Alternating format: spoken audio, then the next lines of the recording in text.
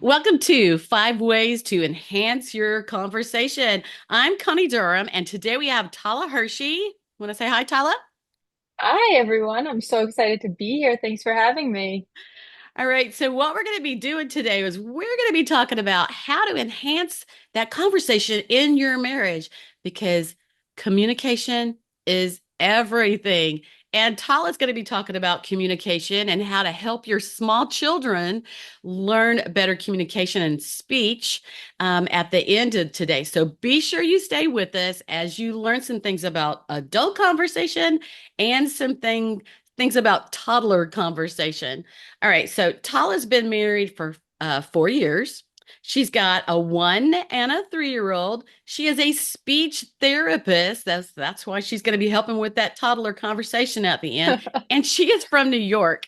So Tala, you want to just tell a little bit, maybe about some of your favorite things you like to do. Sure, sure. So, like you mentioned, I live in New York. I live with my husband and my two kids. And what do we love to do? My husband and I love to go to the city, New York City. We love to see shows. We don't do it as often as we should, but we love to do it. Um, when I'm with my kids, we love to sing and dance and bake and all those really fun, a lot of kid things. That's mostly where our world is right now. That is what happens when you have small children, isn't it? Yep, it Well, sure is.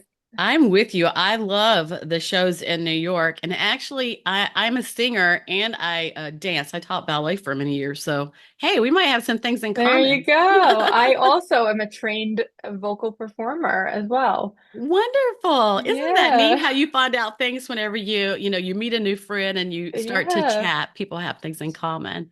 the That is small cool. world. Well, today what we're going to do, like I said, is we're going to enhance conversation for folks. And so I am going to let me get something on my screen. Um, so our first thing is this. I want you to think about you and your spouse, and I want you to think who talks the most, you or your spouse? That's an easy one. That's me. That's you. That's me. Yeah, I'm here on this podcast. That would probably never happen for my spouse. Whenever we're in social situations, it's me. I'm the talker. You're the talker. And so let me ask, does that make him a great listener? Is he a good listener? He is a very good listener, yeah. I think we complement each other pretty well there, Oh, but that's I'm perfect. definitely the talker. But I bet you're a good listener too. I try, yeah. I try to be a good listener too. Yeah, I have a feeling you are. Well, that's one of the first things in a relationship is learning to not only talk to each other and to share openly, but also to listen. And sometimes when we have a big talker, like I know I have been one, um, sometimes people interrupt or talk so much the other person doesn't get a chance to talk. And that's really what I'm talking about here. Have you ever been in a situation where you couldn't get a word in? Yes, actually, it's funny, out socially, I am 100% the talker, but at home, I'm usually not so much the talker. It's almost like I've used it all up outside, and then I have nothing else to say. And then we sort of role reverse at home. Um, but you said, have I ever been in a situation where I can't get a word in? Yes, many times. And then I just listen and nod because you have to sort of know that the other person wants to talk. They have something they want to tell you. And so you just take a step back and listen. I totally agree. So I was at a 3 day conference, uh, just really where women get away and relax and um, uh, study God's word and that kind of thing. So I was at this conference this past weekend, and that's something I noticed was that when we would get in groups, that some of us would always be the ones, and that would include me, who would speak or get the conversation started. And something that I've learned is it is good to get that conversation started, but you have to pay attention sometimes to that person who's not saying anything. And there was a one lady, and this is like the second day of this get together. And one lady, she was always sitting quietly and, she smiled sweetly, but she never said anything at all. And so I realized that the conversation was rolling around the group and that certain people jump in and out very quickly and that she was sitting quietly. And so I just acknowledged her Hmm. and said, "Hey, I see that you're really sitting quiet over there. I do see you're smiling though."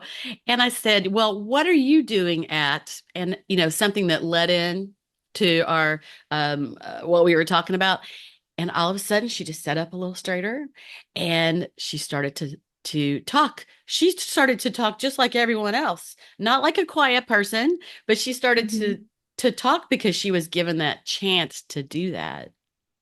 Yeah, I think you're right. That's so important to sort of read the room, right? See what's going on.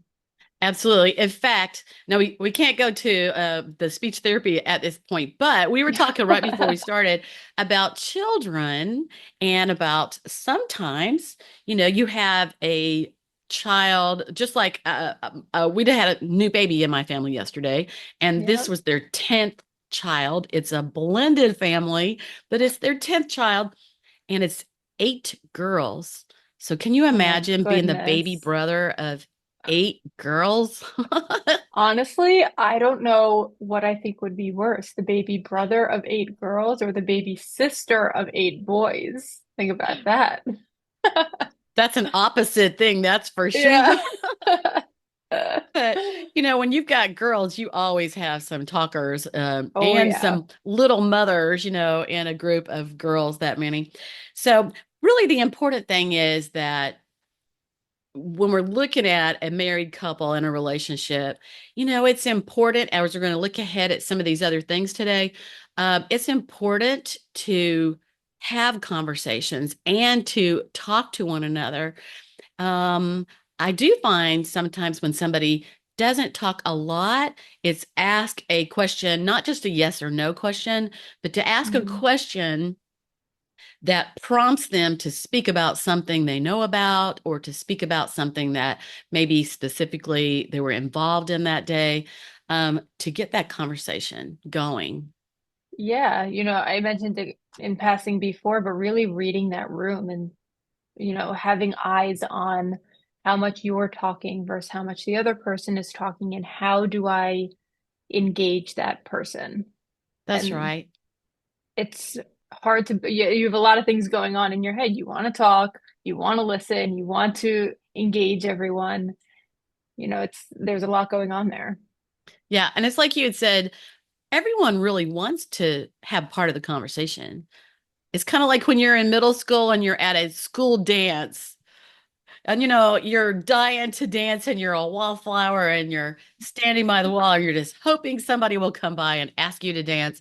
I think it's the same kind of thing whenever it comes to having a conversation and talking. Yeah, Yeah, I that brings you agree. And closer. yeah, I think I can sometimes be both of those people. I can sometimes be that wallflower because there's so much going on in the room that I sort of feel like I need to step back. And then I've been in your position where I start the conversation and I get it going. Well, I've been with whenever, usually birds of a feather flock together. And so a lot of my friends are talkative. And so I like to meet with one friend to have a chat because if there's 4 or 5 of us, it's hard to get a word in. Yeah. Totally. Yeah. So we want to make sure our spouse, typically, I wouldn't say typically women talk more than men, but that is not always true because it literally No. is according to your behavior style. People are all different, and some people are natural talkers, Hmm. conversationalists, and some people naturally don't just jump in. And typically, those people are great listeners, which makes a great spouse. Yeah, I agree. Yeah. All right. So the second thing that we're looking at, because we are talking about behavior styles, how we all react differently, we all think differently, act differently, we respond differently. So when you're thinking about you and your spouse, And whoever's listening to this, I want you to be thinking about this too as I say it. Who is more open, you know, an open book, and who is more reserved and more private. You don't tell everybody your business. I used to have my oldest son, he was very talkative, and so he was just a little kid, and I would be like, Jeremy, you don't need to tell everybody our business. I mean, he would be telling them everything that just happened at home or whatever. You're like, you don't need to tell everybody that. But that's how you start conversations sometimes, being Right. open like that. So between you and your spouse, who is more open and who's more reserved, do you think? Yeah. I would say my husband is much more open, much more of an open book. I am much more reserved. And I'm that way in every facet of my life. In my family, I'm sort of known as the secret keeper because when you tell me something, I will not tell anyone. It's just, honestly, sometimes I forget it, but that's neither here nor there. But I my personality is more, um, I'll tell you if you ask me, but if you don't ask me, I'm not going to offer that information. And I've just always been that way. And it impacts, like I said, all areas, even work. When I see kids for speech therapy, there's HIPAA laws, there's HIPAA violations and everything. And I'm very careful about who I talk about because I work where I live and careful who I say hi to. I've always been a more of a reserved, cautious person, even though I am more of the talker. Now, that's a really good quality for what you do. And if you Yeah. think about it, it would kind of come over to what I do too, the extraordinary marriage, because if you're talking to somebody about marriage, you certainly don't say anything else about it to anybody else. But it's a Yeah. great quality because sometimes people cannot keep secrets, keep things to Hmm. themselves. So, all right. So, how would you describe that whenever you think about if your spouse is more open? Does he tend to chat about things that are going on in his life or what happened for the day, and he'll talk with other people around a table, or how does that go? It's interesting. I feel like I said it before, we complement each other pretty well. And the more I think about it, he will talk about his day more. He'll talk about his experiences more. He'll give much more detail. Whereas I really just skim the surface of what's going on. Sometimes I don't even realize that I'm doing it necessarily. But when we're around a table, I engage more in the conversations. And I think what it is that I have a little bit more anecdotal things to add generally, um, if that makes sense. But it's not necessary. If you ask me specific questions, I'll answer anything you ask me. It's not like I'm a closed book, but you have to sort of pry it out of me. And I've always been that way. Whereas with him, you can just ask a question and he'll give you a full answer. And it's actually probably much nicer that way than having to pry it out.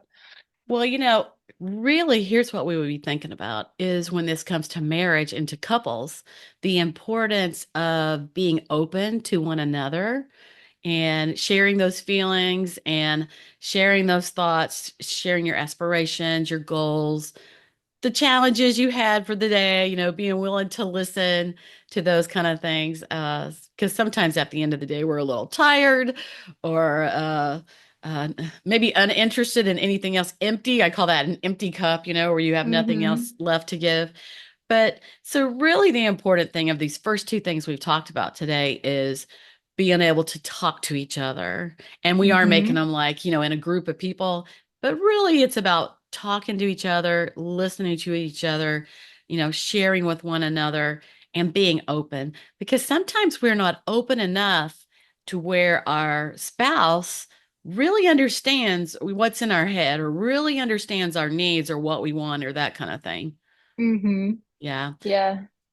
All right. So when we are talking, and a big part of that is tone of voice. Now, your children are Hmm. really small because you said 1 and 3.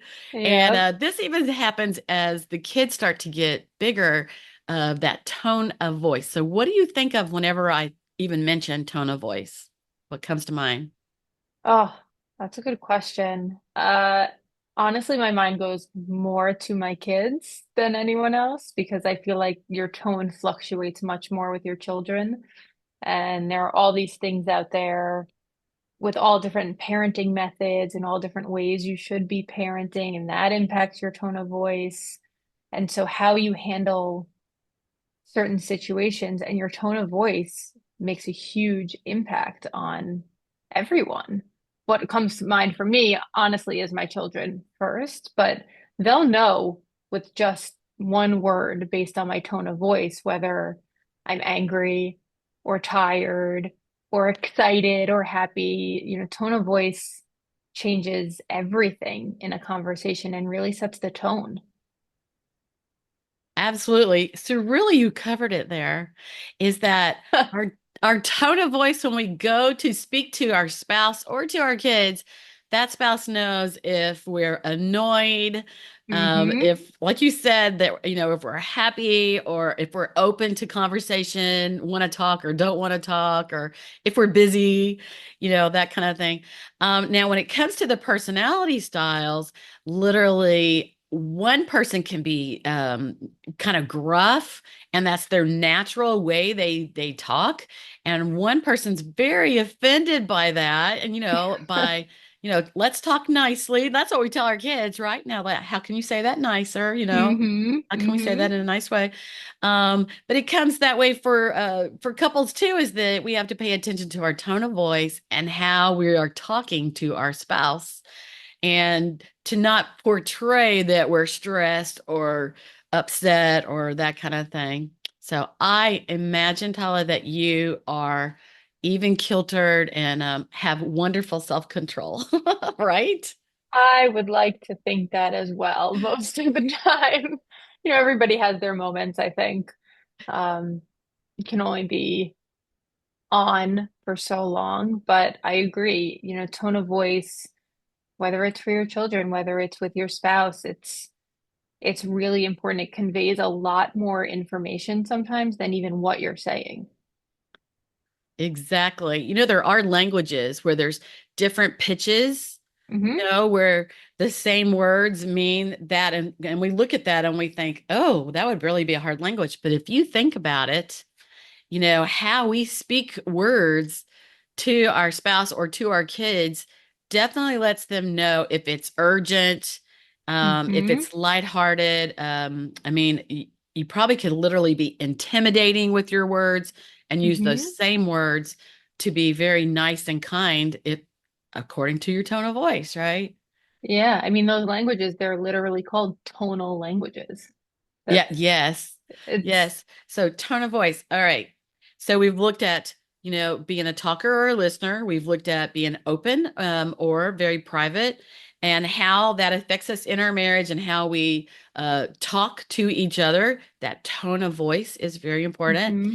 The next thing I want to think about when we're talking about enhancing our conversations in marriage is we need things to talk about. So at the end of the day, when we come together, the spouse is talking about work, mom's talking about her work, or she's talking about usually if the kids misbehave, not if they, Yeah. I mean, like who says, oh, Junior was like so wonderful today. He was just perfect. No, we end up talking about what happened in the day that we were frustrated with. And so there goes that tone of voice again. But what do you think some things that like, and I'm going to help you out with some other things, but what are some things that you and your spouse have in common that you can chit chat about? Yeah, I think I feel like, listeners can probably relate to, especially if they have young kids. Most of our talk is around our kids, I will I'm say. thinking that. Yep. And any listener who's here who has young kids is probably saying, "Yep, that's all we talk about." We do actually say when they've been really cute or they've done, really great things. And we talk about when they misbehave as well. Other than that, we really, I'll tell you, every night we love to watch Jeopardy together. That's like the one thing where I stop work and he stops work. We both work through the night. Um, and we sit and we watch Jeopardy. So that's a really fun thing for us to do, or at least come together for. Um, and then the most thing we have in common that we really like to talk about is our future. Oh, that's good. Yeah, yeah, it's Like nice. future in your businesses, future what you like. If I don't know if you own a house or you want to buy a house or a vacation, those kind of things. Yeah, yeah, and really anything that pertains to our future. So where what it'll look like for us 5 years from now, or what we think it might look like with vacations or homeowning, where will our kids be 5 years from now? That's like those are big conversations that we have. That's terrific because that's looking towards your future and that kind of thing. Sometimes we get stuck in the conversation just about children. And I mean, we did too. To be real, to be real, Everyone does. we did too. But it's important for us to find things that are in common. And there is a book, and I'm going to talk about a little bit about it again in a minute, but it's called His Needs and Her Needs. And it is certain things are more important to us than other things. And usually women have certain things there that they really need from their spouse. And the men have something different that they need from their spouse. But it is finding those things in common. But whenever you have activities, sometimes we say, well, I don't have anything. Me and my husband don't like anything together. My husband and I are both in music, so we're in a like a Uh-huh. 70-person choir, and so we I sing love together. that. It's like an adult choir, and church music. We do that also. I got him to have in common with me at one point uh, dance because I love to dance, Uh-huh. and I always tell the story of back in the day when we first dated. It was like a homecoming dance for school, middle school, for high school, and um, he didn't dance. He only slow danced. I love to dance. And so, I taught ballet, modern jazz, and that stuff. So I love to dance. So you know what? We didn't date anymore. Oh, I know we didn't date anymore. I thought, that's like your junior year in high school. I was like, I don't think I like him anymore because he doesn't like right. to dance. But we Yeah, did that start was the deal breaker. Yeah. was the deal breaker. And it's kind of really funny now to say that, but we started dating again the end of our senior year. But dance was so important to me. The point is that we started to do a little bit of ballroom dance where we took Mhm. classes. And so we were able to do that together. And it probably wasn't something he loved, but he did that with me because he knew it was one of my top loves, Hmm. dance. Right. But so music for us. But he plays he doesn't play football. He watches football. Hmm. Does your spouse watch Hmm. football? Sports? No, no sports. Our kids are not going to be athletic at all. Um, Well, that so doesn't mean they won't like it, but you never that's know. true. So And far, we're on that track, but no, we're not into sports. My family's into sports. Like my brother, my dad, everyone's into sports, but we're really not. We actually don't even watch that much TV. hey, that's Um, a good thing these days. yeah, yeah, it's interesting, to think about what we talk about, honestly, is mostly our kids. I hate bringing it up all the time, but I really think that listeners with little kids can relate to this. And I had a friend years ago who told me that once a month or once every other month, she and her husband, they didn't have kids at the time, went out to dinner and they said, we're going to go out to dinner and work is off limits. We're not allowed to talk about work. And that's what they did. And I sort of had mixed feelings about that because I feel like, yes, it's nice to not talk about work and separate yourself from work, but work is also such a huge part of our lives Hmm. that that's hard to do. But I think, some people do set those boundaries and then it opens the doors for other conversations. Well, and I'm way past you because I have grown kids and grandkids. And you always hear the thing of whenever your kids grow up, because I'm the same as you, Tala. Like everything was about my kids. Yeah. But you do want to keep some things in common or find new things that you and your spouse enjoy doing together because as time goes on, you want to continue that bond and continue growing together. And honestly, having fun together is important. Mm-hmm. And couples forget that they have fun with their kids, but they forget to have fun together. And so I'd put down a few other things that people that, are listening today might have in common. Um, this book, His Needs and Her Needs, has all kind of stuff in the back of that book. But like I mentioned, music, adventure, whether Mm-hmm. that's uh, rock climbing, which I wouldn't be doing, but Oh, I rock would love to. climbing. Yeah. When we think about adventure, hiking, that's more simple. Mm-hmm. People like to hike. Sports, you Yep. either love sports or you don't. My husband loves sports. I don't. So that's not one we do. But sightseeing, water activities, skiing, boating, people go to the gym together, Mm-hmm. um, bowling, that's a good date night. That's A fun. lot of times people go out for date night and they'll go to a movie, and that's nice, but you're not having that But you don't conversation talk. because, yeah, you're just sitting there watching a movie. Yeah. You could do that at home.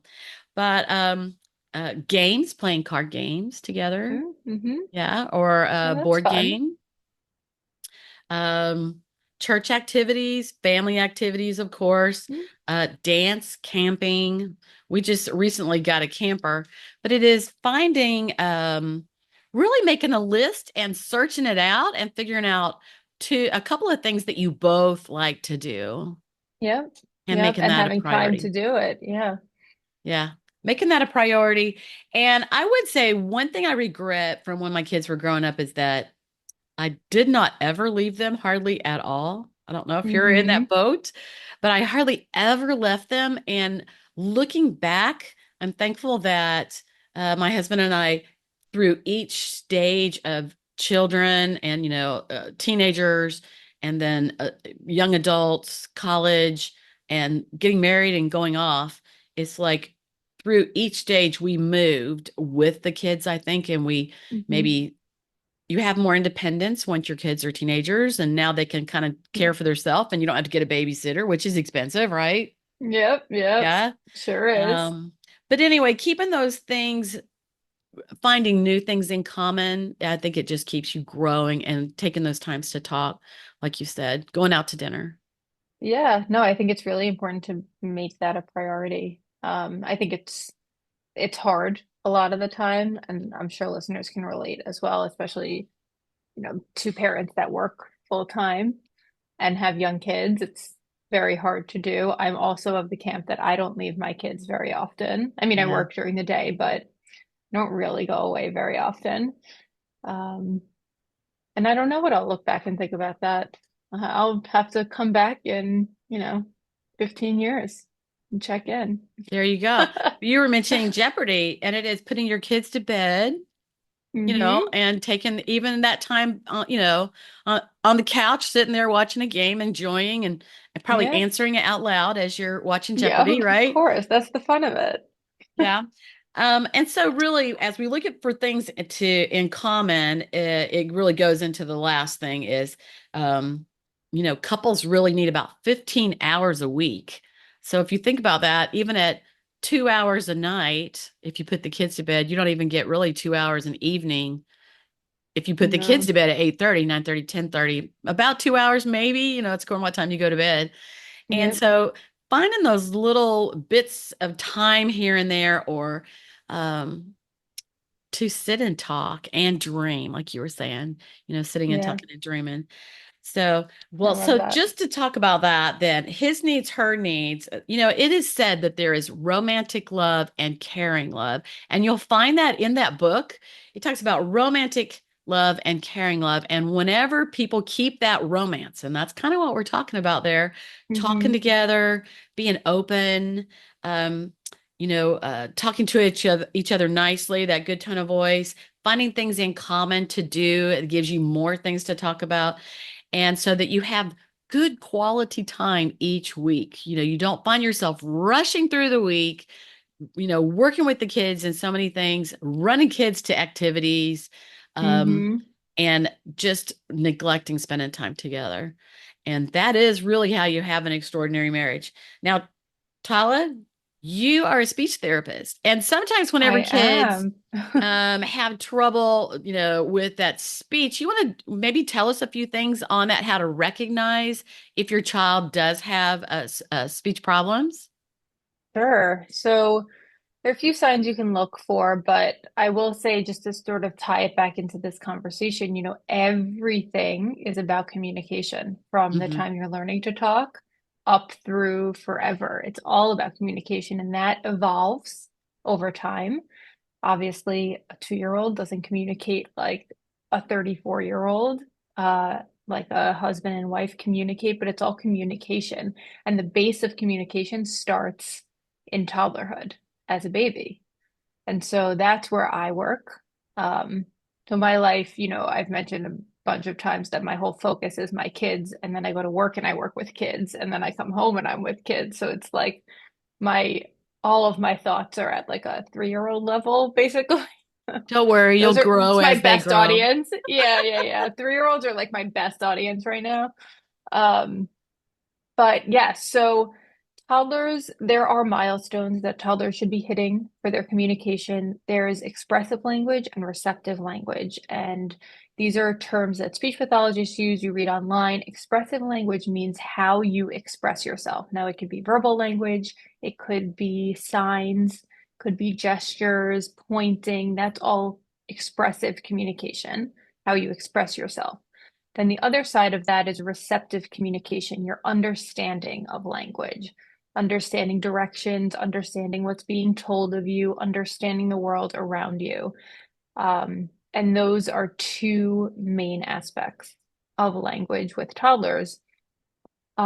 Typically, around 2 years old, this is like a big milestone for a lot of parents. 2 years old, your toddler should have between 100, 300 words, and they should start to be putting two words together between two and three. Um, and this is usually the point where parents come to me and say, my toddler only has 10 words or even 50 words, but they're not quite where they should be. And that's where I come in. That's usually where parents are like, what's Do you going think on? that parents where there's a lot of conversation around children, and maybe they're parents that read to their children, does that make a difference? It's so funny you say that. So if you go online, which is like the number one thing parents do, how do I get my toddler to speak more on Google? The first two things that are going to come up are going to be keep talking to them, narrate everything to them, and keep reading to them. Hmm. And then I get the parents that come to me that have been talking to them, that have been reading to them, and they're still coming to me. So something isn't right with that advice, right? We need to figure out what the specific strategies are. And to answer your question, obviously, reading enhances language. Reading is incredible for kids. We all know that, but it's not the end all be all to teaching your toddler to speak. And actually, something that I tell parents to do is to be quiet around their children, which is sort of counterintuitive because you want your toddler to speak. But the more you're talking around your toddler, the less time they have to process language and to really map those words onto their brain and grasp them. So if you're just talking, talking, talking, talking, they don't have time to process.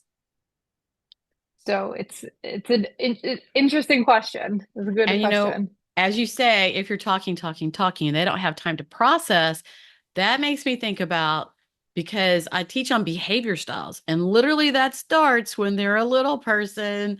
And Mm-hmm. two different styles there. That the one, the quick-minded, there's a couple of personality styles, behavior styles that are very quick-minded. And as children, they're gonna like start talking right away. You're gonna see that expressiveness on their faces even. Mm-hmm. And then the other two styles are a slower processor. And so Mm-hmm. if they have a parent, I would think that very quickly maybe ask a question and then answers for them. Mm-hmm. You know, Mm-hmm. they didn't have it. Now they didn't even need to process because mama answered for them. But Right. but they are processing and then they're going to take a little more time before they speak. And that continues through adulthood, that you do that. So you're talking Yeah. about maybe I think one of my kids, like, I don't know, what is there, like a thick tongue? What are some things that literally do cause kids not to talk? So that's also an interesting question. Sometimes it's completely idiopathic, which just means that there's no rhyme or reason for why it's happening. They just might need a jump start on their language, and the way I describe it to parents is it's literally like jump starting a car. They need everything in place, those strategies, the specific speech strategies from a speech pathologist, someone teaching them to you, not just talking to them or just reading to them, but really a plan. They implement that plan and their toddler takes off. Hmm. Just give it And a so it little really extra is attention. exactly a little extra attention. But the flip side of that is if toddlers go without this being addressed, with expressive language difficulties or any language difficulties between the ages of birth and 3, which is really like that early intervention, it's a crucial time. If these toddlers go without addressing these language concerns, they're more likely to have language difficulties into preschool and school age. Um, I actually totally forgot what your question was because I could talk about this forever, but Well, it makes me think about preschoolers and the fact that some are little jabberboxes, and then others, you're like, now, what did you say? And you have to keep hmm. asking because their language, I guess we call it baby talk.